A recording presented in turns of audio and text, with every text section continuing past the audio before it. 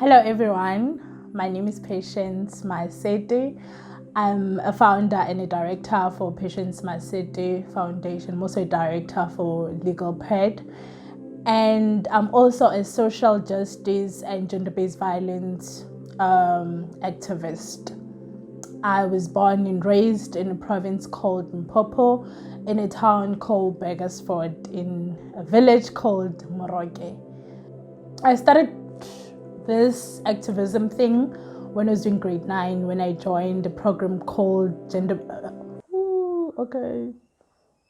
I started my activism when I was doing grade 9 in a program called Girls and Boys Educational Movement by Department of Education, supported by UNICEF.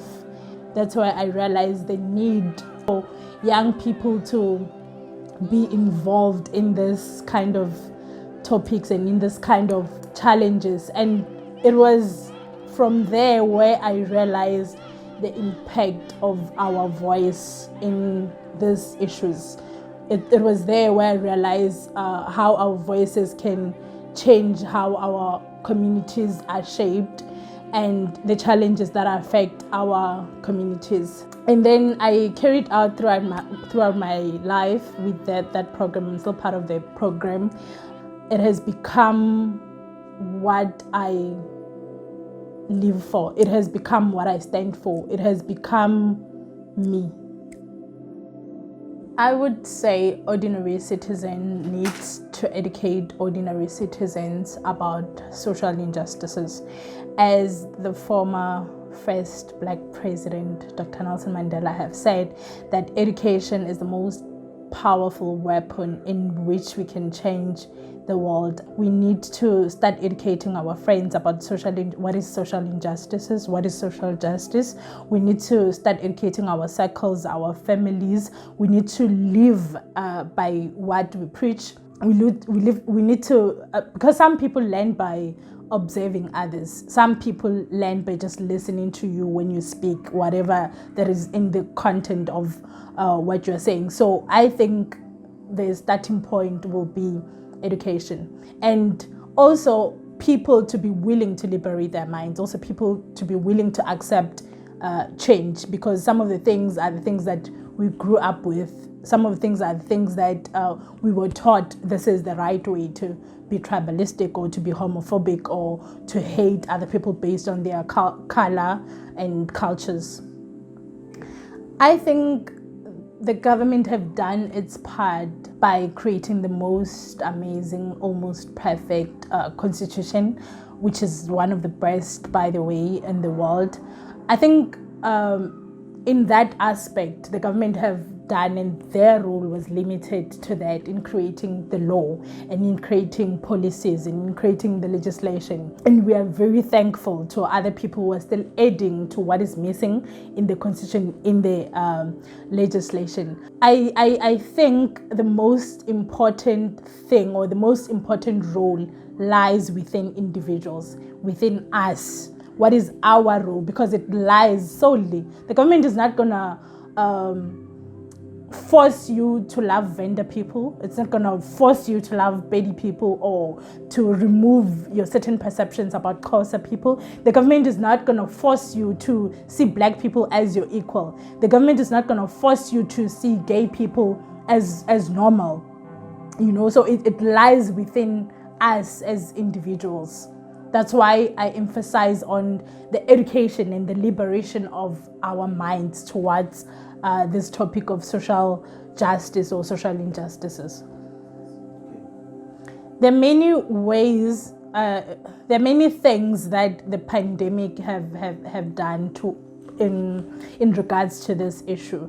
So the first thing that the pandemic have done was to expose, or to give a meaning to, because certain people, we've been talking about social justices, we've been talking about social injustices, and certain people did not fully grasp it or fully understand it until the pandemic hit. So in the pandemic, people realize how unequal we are. In the pandemic, people realize how the poor will just remain the poorer. In the pandemic is where middle class people realize they're just one salary away from being poor.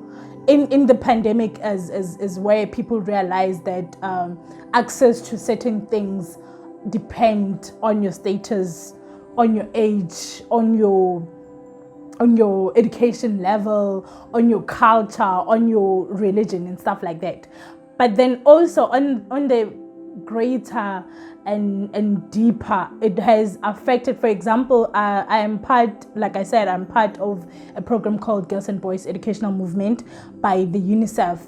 So what we used to do in the past years, we used to have workshops in different provinces, in different schools, and we used to educate learners about socioeconomic challenges that affect their schools, that affect their communities. But then now, because of the pandemic, we cannot have those groupings anymore. We cannot raise those awareness anymore. And also in how we are trying to do things, because right now we're trying to do everything online, we're still creating the same problem that we're trying to fix, because in those online, only those who have data, only those who have smartphones will be able to attend, still creating the same discrimination that we are trying to fix. So the pandemic have exposed, firstly, but then also it has weighed and oppressed the poorer further. I am great. I'm a fan of social media, by the way. I know the dangers of it, but I'm still a fan of social media. And I think social media is the greatest tool of liberating people nowadays, because you can get educated from the comfort of your own couch or from the comfort of your own house. Education gets to you. You do not necessarily have to go to the library and get a book on feminism or get a book on social justices or get a book on whatever, but it comes to you, it teaches you. So I think people should take advantage of social media, especially on the positive side of it. I know it has like the negative side of it, like just like everything else that is in the world that has its negative things. I feel like people should invest in social media, because there are so many lives that have been changed because of social medias. I have learned a lot from social medias. I have learned other people's cultures. I have learned to appreciate people as they are on social media. I have learned the depths of how certain issues affect other people on social media. I did not know that homophobia is real and it's very dangerous until I see it on social media.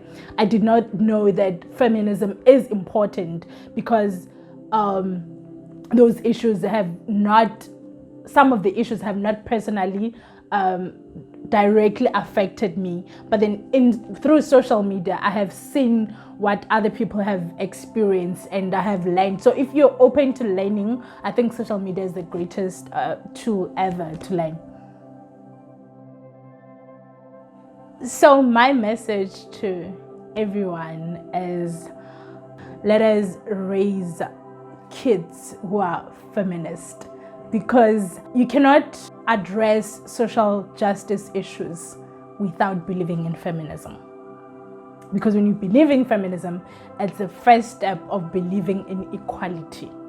So when you start believing in equality, then you can approach other aspects of life, racism, homophobic, tribalism, and all that. So what I'm trying to say, be open to learn to things. Don't just take what extremist people say about. There's so many things that people say about feminism, so many bad things that people say about feminism. Don't just take it. Read, do research, and learn for yourself, and take from yourself that, okay, this I don't believe in, this I believe in, but not what people portray it to be. So in us joining hands together in working with this social, because somewhere, somehow, everyone is affected by social injustice in the world. So the social injustice that affects you, it's not more important than what affects me. So by first acknowledging that, you are creating a space to take in all other social injustices that are affecting other people, and to start respecting and to start learning. And the change starts with us. It begins with me and you.